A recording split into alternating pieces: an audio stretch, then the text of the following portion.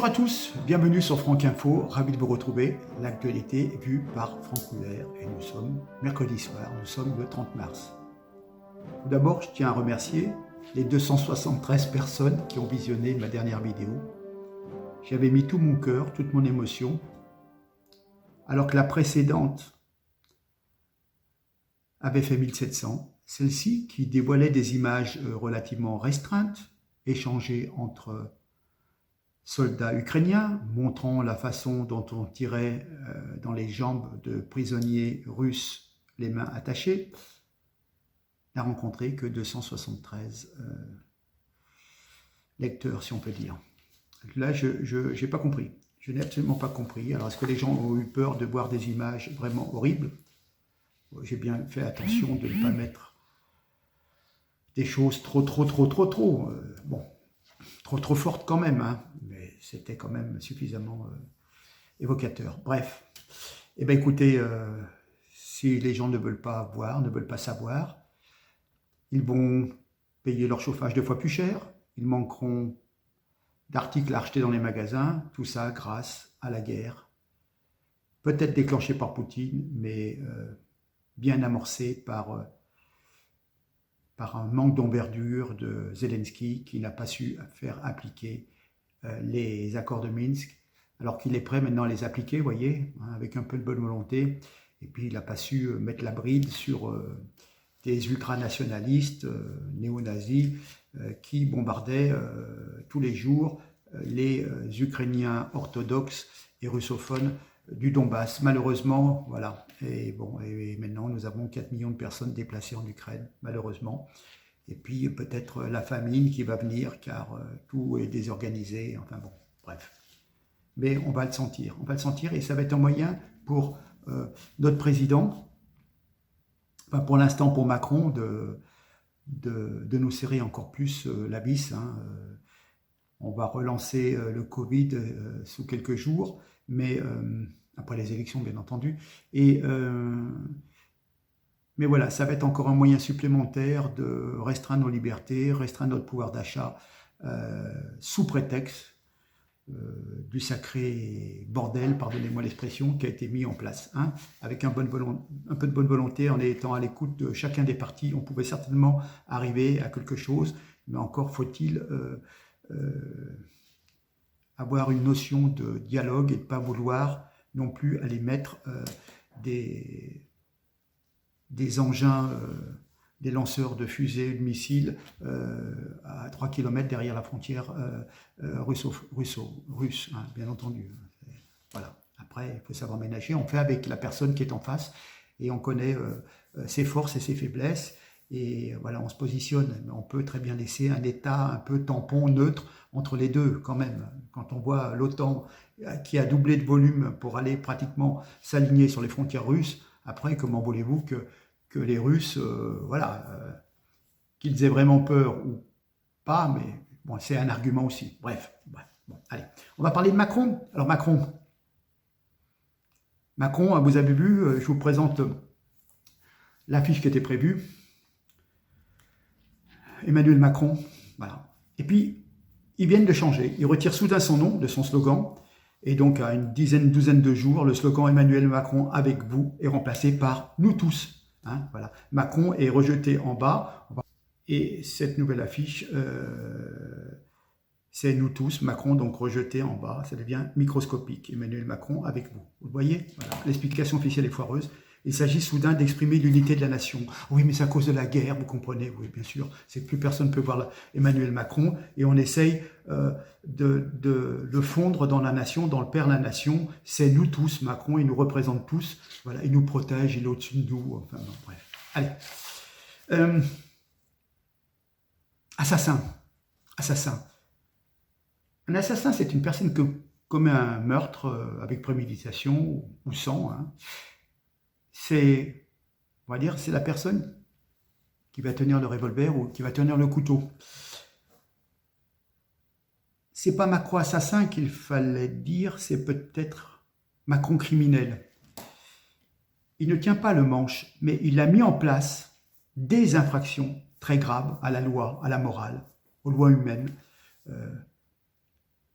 plusieurs crimes contre notre civilisation, contre notre culture, contre notre identité, contre notre santé, etc., etc., etc. Bon. Je vais reprendre ce mot d'assassin. En fait, vous avez une polémique, Zemmour n'aurait pas entendu le mot assassin. J'ai vu un commentaire excellent. C'est vrai que la seule fois où Macron a réuni 80 000, 100 000 personnes, c'était les Gilets jaunes. Et lui non plus, il ne les a pas entendus, les Gilets jaunes. Et il ne l'entend toujours pas, le peuple français qui s'exprime. Bien. Donc, Macron assassin, ce cri jaillit spontanément par des centaines de poitrines de personnes qui étaient lors du rassemblement du Trocadéro. Ce cri a choqué, il a scandalisé Gabriel Attal, Pascal Praud, toute la profession des gens de plateau télévisés, radiophoniques. Oh mon Dieu, mon Dieu, mon Dieu. Serait-ce un appel au meurtre, une incitation à lyncher Emmanuel Macron? Mais ce qui est curieux chez tous ces ennemis de la violence, de toute violence, c'est qu'ils n'ont même pas les mêmes appréhensions, les mêmes révulsions lorsqu'il s'agit d'appeler sur Facebook ou dans les médias à réserver à Poutine le sort de Kadhafi ou de Saddam Hussein. Hein. Là, c'est le camp du bien qui appelle au lynchage, c'est légitime. Hein. Voilà. Regardons le fond des choses. Macron assassin. Est-ce que cela veut dire à mort Macron? Saisissons-nous de Macron? Tuons Macron? Non. Est-ce que cela ne veut pas plutôt dire, n'oublions pas, gardons en mémoire, les 3500 vieillards enfermés dans les EHPAD, euthanasiés au Rivotril pendant le premier confinement, au nom des contraintes de la gestion de la crise sanitaire. Ne pas oublier ces vieilles personnes mises médicalement à mort pour abréger leur souffrance. Oh, c'est charitable. Attendez, je vous bénis. Est-ce que cela ne doit pas passer par la tenue du procès des responsables, de tous les responsables, dont le premier en grade, un certain Emmanuel Macron? Ce cri ne se rattache-t-il pas à ses souffrances, à celles de toute une génération d'enfants traumatisés, peut-être à vie, par l'imposition d'un bâillon sanitaire à l'école, tout le temps scolaire, en toutes circonstances? Ce cri ne s'attache-t-il pas à la souffrance de cette génération de jeunes et d'adolescents privés de ce qui fait la vie d'un jeune et d'un adolescent, et cela depuis plus de 2 ans, toute cette jeunesse insouciante qui n'est plus insouciante, tous ces suicides, toutes ces dépressions, toutes ces personnes qui se droguent maintenant aux médicaments. Et Emmanuel Macron compte bien continuer d'imposer, en même temps qu'il va toujours continuer d'interdire les traitements ambulatoires efficaces, et il va donc continuer à nous prescrire les vaccins, bien entendu. Hein. Ne parlons pas d'azithromycine, hydroxychloroquine, ivermectine, vitamine D3, etc. Surtout pas, surtout pas. Ouh là là, ça va rendre malade. Voilà. Hein. Enfin bon, en même temps, Emmanuel Macron va terroriser bien les médias propagandistes pour livrer la population de la France, à la population de la France et de l'Union européenne, avec la collaboration très active de Mme von der Leyen. On va livrer des millions de doses d'un produit expérimental dont M. Bourla, PDG de Pfizer, a reconnu devant les caméras qu'il n'était pas efficace pour ce pourquoi il était injecté et qu'il en ignorait les effets futurs, mais que bon, on n'avait pas d'autre solution. Hein.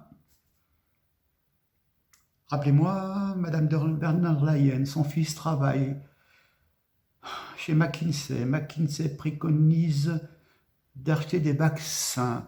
Rappelez-moi, qui fournit... Ah, c'est le mari de Mme von der Leyen qui travaille dans une usine qui fournit les ARN pour les vaccins de Pfizer, et la boucle est tournée. Bon, le fils donne des vaccins, donne des conseils. Le mari aide à la fabrication et la femme passe les commandes. Top, top. Tout va bien, hein. Gobez tout ce que vous voulez. Hein. Comme Mme Georgina Dufoy et M. Laurent Fabius, M. Emmanuel Macron et les siens vont pouvoir décider, quelles que soient les souffrances produites par leurs décisions. Voilà. C'est leur pouvoir légal. Hein. Mais évidemment, il ne faut surtout pas qu'on leur attribue les effets meurtriers de certaines décisions. Hein. Pas coupable, pas responsable, hein. Juste là pour toucher la paye. Voilà. Oui, certains vont dire crime de masse même. Bref. Enfin, que dire? Un désastre. Le bilan de Macron, le quinquennat de Macron, allez, j'avais fait une première liste. Les gilets jaunes, le terrorisme, l'affaire Benalla, la gestion désastreuse de cette crise sanitaire, on est d'accord, les mensonges, la gifle, les gifles, la gifle qu'il a reçue, la dette du pays qui a augmenté, la repentance toujours, la repentance notamment à l'Algérie, toujours 400 000 immigrés de plus chaque année, cette immigration massive, 17 000 lits de réanimation fermés et 5 700 pendant la pandémie. Et maintenant, il nous promet pour ce nouveau programme d'embaucher des milliers d'infirmières alors qu'il les a virées sans salaire, sans aide, sans allocation, sans rien. Le désastre de cette privation de liberté, rappelez-vous, on pouvait sortir 1 heure par jour. Parce que vous comprenez, à partir d'1 heure, 1 minute, 2 minutes, il y a le microbe qui commence, le virus qui commence à vous attaquer. Donc en plein air, 1 heure, pas plus. Et puis, alors, pas trop loin de chez vous, parce que plus loin, il y a le microbe. Oui, enfin bon. Réfléchissez à toutes les conneries qu'on vous a racontées. Ce laxisme judiciaire, cette politique contradictoire, l'affaire Alstom. Rappelez-vous le SMS écrit à Véran, on les aura ces connards. Toutes les insultes aux non-vaccinés, cette légion d'honneur décernée à Agnès Buzyn, faire une émission avec deux guignols à l'Élysée, des youtubeurs. Rappelez-vous ces violences policières envers les soignants. Ah oui, au début on nous les faisait applaudir, et puis après on allait leur taper dessus, et ensuite on les a licenciés, avec perte et fracas, sans indemnité. Voyez actuellement la hausse du prix des carburants. Oh, la réforme du chômage qui passe de 4 à 6 mois pour les indemnisations. Il y a une nouvelle facturation des urgences en place, si vous n'êtes pas hospitalisé. Il y a une baisse des aides au logement. On peut penser aussi à la baisse de 5 € pour les APL, pour les APL des étudiants. Et ça nous a coûté 400 millions d'euros facturés par McKinsey. On en parlera la prochaine fois. Voilà, rappelez-vous cette photo aussi dans les îles à Saint-Martin, je crois, avec les deux voyous torse nu, les deux blacks faisant un doigt d'honneur. Voilà, et puis rappelons le summum, la fête de la musique à l'Élysée, avec des danseurs LGBT. Bon, il y a quand même des lieux comme l'Élysée où il y a quand même à voir. On peut être moderne, mais non. Je ne comprends pas. Je ne comprends pas. Enfin bon. On va en rester là. J'ai parlé de la France, j'ai parlé de Macron. Il ne doit pas y avoir un seul vote pour ce monsieur. Je pense qu'ils vont tricher. Je pense. Il y aura magouille. Mais il faut tout faire pour que l'écart soit maximal. C'est pas possible qu'il puisse y avoir 30% dans les sondages. C'est faux. En vérité, c'est un monsieur qui fait 10-12% dans les intentions de vote. Voilà. Après, y aura-t-il triche? Je le pense malheureusement. Mais bon, à nous d'être mobilisés. Il ne doit pas y avoir d'abstention. Il faut voter contre Emmanuel Macron et toute sa clique. Ces gens qui se font payer et qui en plus nous faut faire des dépenses supplémentaires du fait de leur incompétence. Ils font appel à des cabinets privés comme McKinsey, ça nous a coûté un pognon de dingue. Voilà. D'accord? Allez, on reviendra là-dessus. Je vous dis à très bientôt. Nous sommes mercredi soir. Faites un maximum pour partager. Je pense que Gilles la publiera ce jeudi matin. Et voilà. Et encore, merci pour votre aide. Merci pour les partages. Et puis à très bientôt. Allez, on se mobilise. On garde la foi. Merci. Au revoir à tous. Mesdames, Messieurs, chers amis, même si vous ne croyez plus aux politiques, même si vous savez qu'ils vont tricher, si vous n'utilisez pas votre droit de vote, dites-vous bien qu'ils profiteront de votre abstention.